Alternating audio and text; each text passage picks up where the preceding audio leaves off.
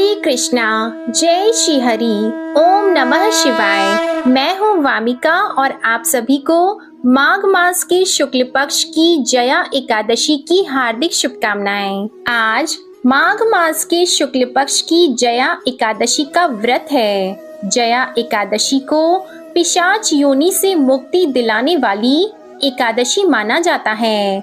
जया एकादशी के दिन व्रत रखने से भगवान विष्णु की कृपा प्राप्त होती है और श्री हरि के आशीर्वाद से मृत्यु के बाद उनके धाम वैकुंठ में स्थान मिलता है।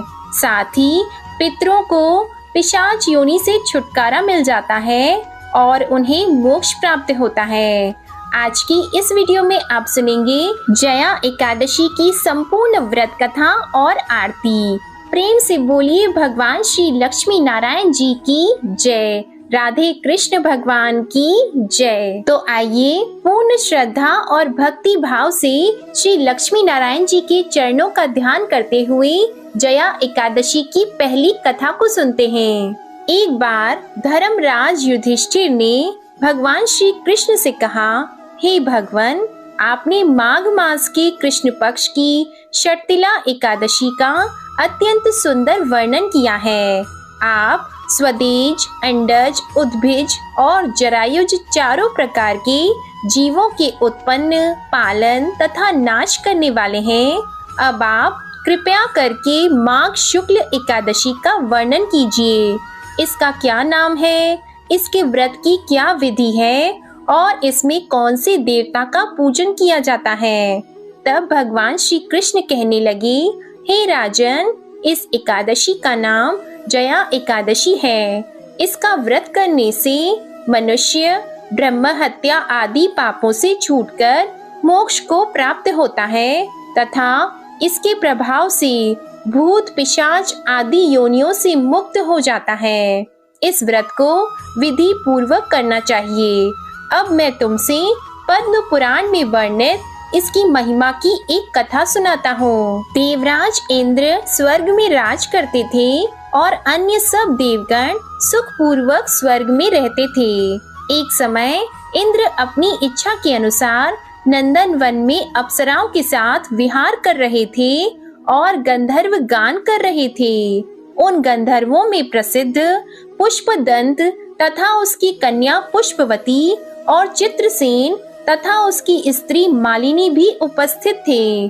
साथ ही मालिनी का पुत्र पुष्पवान और उसका पुत्र माल्यवान भी उपस्थित थे। पुष्पवती गंधर्व कन्या माल्यवान को देखकर उस पर मोहित हो गई और माल्यवान पर काम बाण चलाने लगी। उसने अपने रूप लावण्य और हाव भाव से माल्यवान को वश में कर लिया।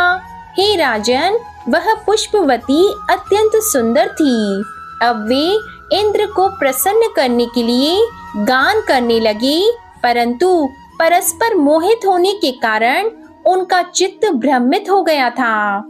इनके ठीक प्रकार न गाने और स्वर ताल ठीक नहीं होने से इंद्र इनके प्रेम को समझ गया और उन्होंने इसमें अपना अपमान समझकर उनको शाप दे दिया।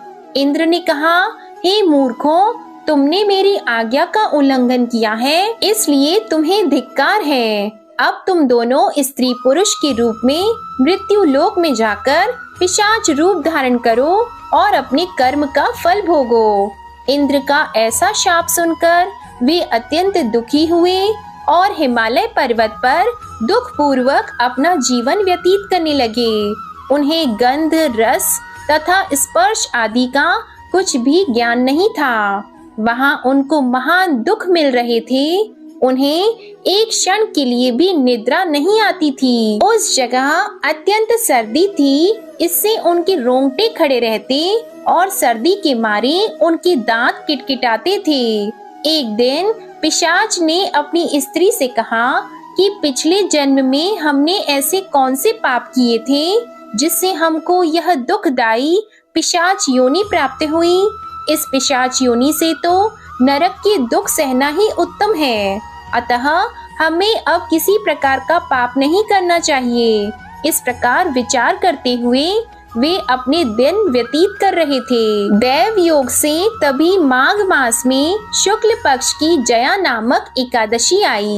उस दिन उन्होंने कुछ भी भोजन नहीं किया और न ही कोई पाप कर्म किया, केवल फल फूल खाकर ही दिन व्यतीत किया और सायंकाल के समय महान दुख से पीपल के वृक्ष के नीचे बैठ गए। उस समय सूर्य भगवान अस्त हो रहे थे। उस रात को अत्यंत ठंड थी, इस कारण वे दोनों सर्दी के मारे अति दुखी होकर मृतक के समान पड़े थे। उस रात्रि को उनको निद्रा भी नहीं आई। हे राजन, जया एकादशी के उपवास और रात्रि के जागरण से दूसरे दिन सुबह होते ही उनकी पिशाच योनि छूट गई। अत्यंत सुंदर गंधर्व और अप्सरा की देह धारण करके सुंदर वस्त्र आभूषणों से अलंकृत होकर उन्होंने स्वर्ग लोक को प्रस्थान किया। उस समय आकाश में देवता उनकी स्तुति करते हुए पुष्प वर्षा करने लगे। स्वर्ग लोक में जाकर इन दोनों ने देवराज इंद्र को प्रणाम किया। इंद्र इनको पहले रूप में देखकर अत्यंत आश्चर्यचकित हुआ और पूछने लगा कि तुमने अपनी पिशाच योनि से किस तरह छुटकारा पाया, सो सब बताओ। माल्यवान बोले, हे देवेंद्र, भगवान विष्णु की कृपा और जया एकादशी के व्रत के प्रभाव से ही हमारी पिशाच देह छूटी है। तब इंद्र बोले, हे माल्यवान, भगवान की कृपा और एकादशी का व्रत करने से न केवल तुम्हारी पिशाच योनि छूट गई, वरन हम लोगों के भी वंदनीय हो गए, क्योंकि भगवान विष्णु और भगवान शिव के भक्त हम लोगों के वंदनीय हैं। अतः आप धन्य हैं। अब आप पुष्पवती के साथ जाकर विहार करो। तब भगवान श्री कृष्ण कहने लगे, हे राजा युधिष्ठिर, इस जया एकादशी के व्रत से बुरी योनि छूट जाती है। जिस मनुष्य ने इस एकादशी का व्रत किया है, उसने मानो सब यज्ञ, जप, दान आदि कर लिए। जो मनुष्य जया एकादशी का व्रत करते हैं, वे अवश्य ही 1000 वर्ष तक स्वर्ग में वास करते हैं। प्रेम से बोलिए भगवान श्री लक्ष्मी नारायण जी की जय। अब सुनिए एकादशी माता की कथा। एक बार एक राज्य में एक राजा रहा करता था। राजा बहुत ही बुद्धिमान और बलशाली था। राजा सदा ही अपनी प्रजा का बहुत अच्छे से ध्यान रखता था। प्रजा भी राजा को बहुत पसंद करती थी। राजा की 2 बेटियां थी। राजा अपनी दोनों बेटियों से बहुत प्रेम करता था। राजा की छोटी बेटी देखने में बहुत सुंदर और आकर्षित थी और राजा की बड़ी बेटी छोटी बेटी के मुकाबले थोड़ी कम सुंदर थी। राजा की छोटी बेटी माता की पूजा किया करती थी और सभी लोग राजा की छोटी बेटी से बहुत प्रेम करते थे और बहुत प्रशंसा किया करते थे। राजा भी अपनी छोटी बेटी को बड़ी बेटी से अधिक प्रेम करता था, जिसके कारण राजा की बड़ी बेटी को अपनी छोटी बहन से बहुत नफरत होने लगी थी। राजा की दोनों बेटियां जब बड़ी हो गई, तब एक पड़ोस के राज्य में रहने वाले राजकुमार राजा की बड़ी बेटी के लिए रिश्ता लेकर आया। लेकिन जैसे ही उस राजकुमार की नजरें राजा की छोटी बेटी पर पड़ी, तो वह राजकुमार राजा की छोटी बेटी पर आकर्षित हो गया और छोटी बेटी से पहली नजर में प्रेम करने लगा। उस राजकुमार ने राजा की बड़ी बेटी के साथ विवाह करने से मना कर दिया और उसने राजा से कहा कि मैं आपकी छोटी बेटी से विवाह करना चाहता हूँ। ये सब देखकर राजा की बड़ी बेटी अपनी छोटी बहन से बहुत क्रोधित हो गई और राजा की बड़ी बेटी ने अपनी छोटी बहन को अपना सबसे बड़ा दुश्मन मान लिया।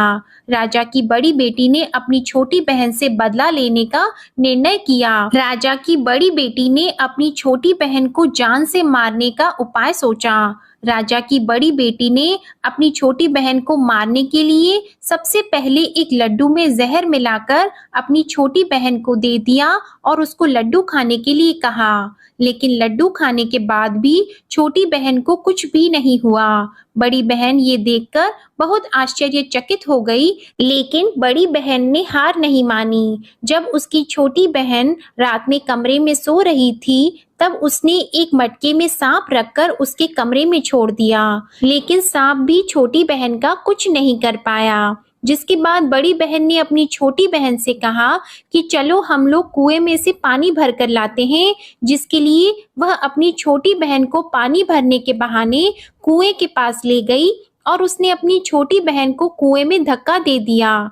लेकिन छोटी बहन को तब भी कुछ नहीं हुआ, क्योंकि हर बार ग्यारस माता उसकी रक्षा कर रही थी और उधर बड़ी बहन अपने सारे प्रयास के बाद भी असफल हो रही थी, जिससे वह बहुत क्रोधित हो गई और फिर उसने अपनी छोटी बहन के पास जाकर उससे प्रश्न किया कि मेरी छोटी बहन, क्या तुमको पता है कि भगवान ने सबको मृत्यु एक निश्चित समय पर लिखी हुई है और कैसे तुम्हारी या मेरी मृत्यु होगी, क्या ये तुम जानती हो? तब छोटी बहन ने अपनी बड़ी बहन को बताया कि हाँ दीदी, मैं तो जानती हूँ मेरी मृत्यु कैसे होगी। छोटी बहन से ये सब बातें सुनकर बड़ी बहन मन ही मन बहुत प्रसन्न होने लगी और उसने अपनी छोटी बहन से कहा कि तो तुम मुझे अपनी मृत्यु का राज बताओ। तब छोटी बहन ने अपनी बड़ी बहन से कहा कि मेरी मृत्यु तो एक तोते में है, जो तोते के गले में एक हार है, उससे मेरी मृत्यु होगी। जब तक कोई भी व्यक्ति तोते को मारकर उस हार को अपने गले में पहनेगा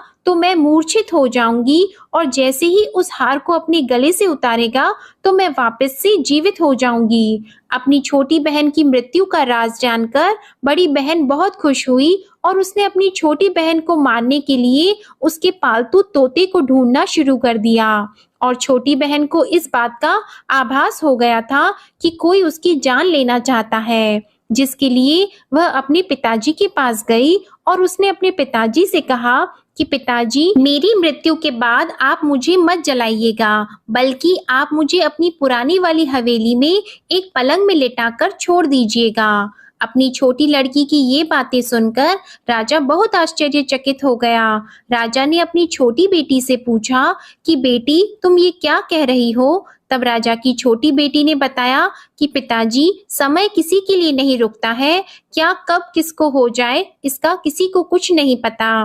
फिर राजा ने अपनी छोटी बेटी से कहा कि तुम ऐसी बातें क्यों करती हो? 2-3 दिन के बाद तो तुम्हारा विवाह है। लेकिन छोटी बेटी ने अपने पिताजी को ऐसा करने पर मजबूर कर दिया और उनसे वचन ले लिया। राजा ने भी अपनी छोटी बेटी की बात स्वीकार कर ली और 2-3 दिनों के बाद जब शादी का समय आया तब राजकुमार बारात लेकर राजा के घर आया और राजकुमार और राजा की छोटी बेटी का विवाह शुरू हो गया। जैसे ही राजा की छोटी बेटी राजकुमार के साथ फेरे लेना शुरू हुई तो उसकी बड़ी बहन अपनी छोटी बहन के कमरे में जाकर उसके तोते को पकड़ लेती है और उसको जान से मार देती है। तोते के गले में जो हार था उसको अपने गले में धारण कर लेती है और जैसे ही बड़ी बहन उस हार को अपने गले में धारण करती है तो उधर छोटी बहन 3.5 ही फेरे ले पाती है और वहीं पर बेहोश होकर गिर जाती है। जिसके बाद राजा ने बड़े बड़े दर्द हकीमों को बुलाया और अपनी छोटी बेटी का इलाज करने के लिए कहा। राजा की बात सुनकर जब वैद्य ने छोटी बेटी को देखा तो राजा को बताया कि आपकी छोटी बेटी ना तो जीवित है और ना मरी हुई है, ऐसा मैं पहली बार देख रहा हूँ। राजा ने वैद्य और हकीम को ये बात बाहर बताने से मना कर दिया और उनको कहा कि अगर तुमने ये बात किसी को बाहर बताई तो हम तुमको फांसी दे देंगे। राजा ने अपनी छोटी बेटी को पुराने महल में जाकर एक पलंग में लेटा दिया और वहां पर कुछ सैनिकों को तैनात कर दिया। इसके बाद राजा वापस अपने महल पर आ गया। राजा की बड़ी बेटी अपने पिताजी के पास आई और कहने लगी कि पिताजी, अगर ये शादी संपन्न नहीं हुई तो आपकी इज्जत का क्या होगा? आप कहें तो मैं आपकी इज्जत बचाने के लिए राजकुमार से शादी करने के लिए तैयार हूँ। जिसके बाद राजा ने अपनी बड़ी बेटी की बात मान ली और राजा ने बड़ी बेटी को छोटी बेटी के कपड़े पहनाकर मंडप में भेज दिया। लेकिन राजकुमार ये जान गया कि ये राजा की छोटी बेटी नहीं है, बल्कि ये राजा की बड़ी बेटी है। लेकिन जब राजकुमार ने शादी करने से मना किया तो सभी लोगों ने राजकुमार को बेबस करके राजा की बड़ी बेटी से बचे हुए फेरों को संपन्न करा दिया और विवाह संपन्न हुआ, जिसके बाद राजकुमार राजा की बड़ी बेटी को अपने महल में ले गया। विवाह होने के बाद राजकुमार उससे ना तो बात करता था, ना उसे पसंद करता था और ना ही उसके आसपास भटकता था। और राजकुमार ने ये फैसला लिया था कि वह अपनी प्रेमिका को ढूंढ कर रहेगा और ये जानकर रहेगा कि उसके साथ क्या हुआ है। एक दिन राजकुमार अपने घोड़े पर सवार होकर राजा के पुराने महल के पास पहुंचा, जहां पर उसने कुछ सैनिकों को देखा। महल के पास पहुंचकर राजकुमार ने जब महल को ध्यान से देखा तो वह समझ गया कि ये तो हमारे ससुर जी का महल है। तब राजकुमार ने सैनिकों से पूछा कि तुम लोग यहाँ क्या कर रहे हो और इस महल के अंदर उस पलंग में कौन लेटा है। जिसके बाद सैनिकों ने बताया कि यहाँ पर राजा की छोटी बेटी लेटी है। ये सुनकर राजकुमार बहुत प्रसन्न हो गया और वह तुरंत अपनी प्रेमिका के पास पहुंच गया और उसकी सेवा करने लगा। जैसे ही रात हुई तो राजा की छोटी बेटी उठकर खड़ी हो गई। राजकुमार ये देखकर बहुत खुश हो गया और उसने अपनी प्रेमिका से पूछा कि तुम यहाँ क्या कर रही हो, तुम मेरे साथ मेरे घर चलो। राजा की छोटी बेटी ने राजकुमार को सारी बातें बता दी कि मेरी जान एक तोते में बसती थी और मैंने ये बात सिर्फ अपनी बड़ी बहन को बताई थी और मुझे पता है कि उसने ही मुझे मारने का प्रयास किया है। उसके पास एक हार है जिसको वह सुबह पहन लेती है और रात को उतार देती है। जब तक वो हार को पहन कर रखती है तब तक मैं मूर्छित रहती हूँ और जैसे ही वो हार को उतार देती है तो मैं जीवित हो जाती हूँ और जब तक मेरी बड़ी बहन के पास वो हार रहेगा तब तक मैं ऐसे ही जीवित और मूर्छित होती रहूंगी। अगर मेरी बड़ी बहन के पास जो हार है वो मेरे हाथ लग जाए तो मैं हमेशा के लिए जीवित हो जाऊंगी। राजकुमार ये सब बातें सुनकर राजा की छोटी बेटी के पास रहने का निर्णय ले लेता है और उसने अपने बचे हुए सारे फेरे उस पलंग में लेटी हुई राजकुमार की छोटी बेटी के साथ ले लिए और अपना विवाह पूर्ण कर लिया और वहीं पर वो रहने लगा। देखते ही देखते कुछ समय में राजा की छोटी बेटी और राजकुमार की पत्नी गर्भवती हो गई। एक दिन राजकुमार को किसी काम से बाहर जाना पड़ा। तब छोटी बहन के पेट में बहुत तेज से दर्द होने लगा, जिसके बाद उसने माता का आह्वान किया। जिसके बाद वहां माता प्रकट हुई और उन्होंने अपने भक्तों के दर्द को दूर किया और एक पुत्र की प्राप्ति करवाई। और वहीं पर अचानक से राजकुमार भी आ गया। राजकुमार ने ग्यारस माता को देखा तो वह आश्चर्यचकित हो गया और उसने तुरंत ग्यारस माता को प्रणाम किया और ग्यारस माता ने राजकुमार से कहा, जब तुम्हारा पुत्र 5 वर्ष का हो जाए तो तुम आकर अपनी पत्नी का हार इसके गले में डाल देना। और देखते ही देखते राजकुमार और राजा की छोटी बेटी का पुत्र 5 वर्ष का हो जाता है। तो राजकुमार अपने बेटे से कहता है कि बेटा, मैं कुछ काम से बाहर जा रहा हूँ, तुम अपनी माता का ध्यान रखना, और वहां से चला जाता है। राजा को बाहर निकलता देखकर बड़ी बहन के सैनिक देख लेते हैं और बड़ी बहन को जाकर सारी बातें बता देते हैं। जिसके बाद बड़ी बहन अपनी छोटी बहन के पुत्र को वहां से उठवा लेती है और उसको मरवा देती है। छोटी बेटी के पुत्र के 2 टुकड़े करवा देती है। पहला टुकड़ा चक्के के पास छुपा देती है और दूसरा टुकड़ा अपने पलंग के नीचे रख लेती है। अब ग्यारस माता भिखारी का रूप लेकर आती है और एक भिखारी का रूप रखकर बड़ी बहन के पास चली जाती है। जिसके बाद वहां पर भिक्षा मांगने लगती है। तो बड़ी बहन अपने नौकरों से कहती है कि जाकर भिक्षा दे दो। लेकिन जैसे ही नौकर ग्यारस माता को भिक्षा देने के लिए आते हैं तो माता उन्हें मना कर देती है और कहती है कि मैं तुम्हारी महारानी से ही भिक्षा लूंगी। जिसके बाद बड़ी बहन स्वयं ही भिक्षा देने के लिए माता के पास आती है। तब माता एक बिल्ली का रूप लेकर उसके कमरे में चली जाती है और वहां पर छोटी बेटी के पुत्र के 2 टुकड़े को आपस में जोड़ देती है और उसे जीवित कर देती है। फिर उसे वहां से ले जाती है। राजकुमार अपने बेटे को लेकर अपनी पत्नी के पास जाता है और उसे कहता है कि तुम इसका ध्यान रखना। अगर तुम इस बच्चे का अच्छे से ध्यान रखोगी तो मैं तुमसे बात करूंगा। एक दिन राजकुमार अपने बच्चे से कहता है कि तुम मम्मी से उनके गले का हार मांग लो। तो अपने पिता की बात मानकर राजकुमार का लड़का अपनी मम्मी के पास जाता है और कहता है कि मम्मी, मुझे तुम्हारा हार चाहिए।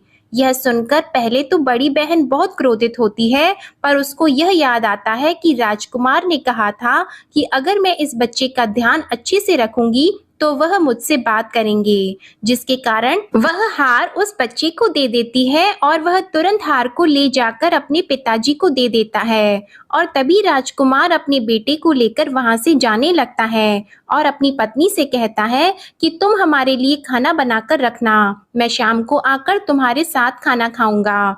और वह अपने बेटे को लेकर वहां से चला जाता है, जिसके बाद वह राजा के पास जाता है और उनको सारी बातें बता देता है। राजा अपनी बड़ी बेटी की ये करतूत सुनकर बहुत क्रोधित होते हैं और अपनी परवरिश पर ही दोष देने लगते हैं। राजकुमार को अपनी छोटी बेटी के साथ रहने के लिए आदेश दे देते हैं। इस प्रकार ग्यारस माता की कृपा से राजकुमार और राजा की छोटी बेटी सुखपूर्वक रहने लगे। प्रेम से बोलिए एकादशी माता की जय। प्रेम से बोलिए माता लक्ष्मी और भगवान विष्णु की जय, माता पार्वती और भगवान शंकर की जय। कथा के बाद अब आप आरती श्रवण कीजिए। ओम जय एकादशी माता, मैया जय एकादशी माता। विष्णु पूजा व्रत को धारण कर, विष्णु पूजा व्रत को धारण कर, शक्ति मुक्ति पाता। ओम जय एकादशी माता। तेरे नाम गिनाऊं देवी, भक्ति प्रदान करनी, मैया भक्ति प्रदान करनी। गण गौरव की देनी, गण गौरव की देनी, माता शास्त्रों में वरनी। ओम जय एकादशी माता। मार्गशीर्ष की कृष्ण पक्ष की उत्पन्ना विश्वतारिणी जन्मी, मैया उत्पन्ना विश्वतारिणी जन्मी। शुक्ल पक्ष में हुई मोक्षदा, मुक्तिदाता बन आई। ओम जय एकादशी माता।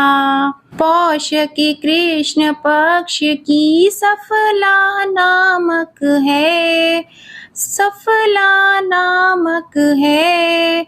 शुक्ल पक्ष में होए पुत्रदा, आनंद अधिक रहे। ओम जय एकादशी माता। नाम षटतिला माघ मास में कृष्ण पक्ष आवे, मैया कृष्ण पक्ष आवे। शुक्ल पक्ष में जया कहावे, शुक्ल पक्ष में जया कहावे, विजय सदा पावे। ओम जय एकादशी माता। विजया फागुन कृष्ण पक्ष में शुक्ला आमल की, मैया शुक्ला आमल की। पाप मोचनी कृष्ण पक्ष में चैत्र महाबली की। ओम जय एकादशी माता। चैत्र शुक्ल में नाम कामदा, धन देने वाली, मैया धन देने वाली। नाम वरूथिनी कृष्ण पक्ष में, नाम वरूथिनी कृष्ण पक्ष में, वैशाख माह वाली। ओम जय एकादशी माता। शुक्ल पक्ष में होई मोहिनी, अपराज्येष्ठ कृष्ण पक्षी। नाम निर्जला सब सुख करनी, नाम निर्जला सब सुख करनी। शुक्ल पक्ष रखी। ओम जय एकादशी माता। योगिनी नाम आषाढ़ में जानो, कृष्ण पक्ष करनी। देव शयनी नाम कहायो, शुक्ल पक्ष धरनी। ओम जय एकादशी माता। कामिका श्रावण मास में आवे, कृष्ण पक्ष कहिए। श्रावण शुक्ला होए पवित्रा, आनंद से रहिए। ओम जय एकादशी माता। अजा भाद्रपद कृष्ण पक्ष की परिवर्तिनी शुक्ला, इंद्रा आश्विन कृष्ण पक्ष में, इंद्र आश्विन कृष्ण पक्ष में व्रत से भवसागर निकला। ओम जय एकादशी माता। पापंकुशा है शुक्ल पक्ष में, आप हरनहारी। रमा मास कार्तिक में आवे, सुखदायक भारी। ओम जय एकादशी माता। देवोत्थानी शुक्ल पक्ष की दुख नाशक मैया, मैया दुख नाशक मैया।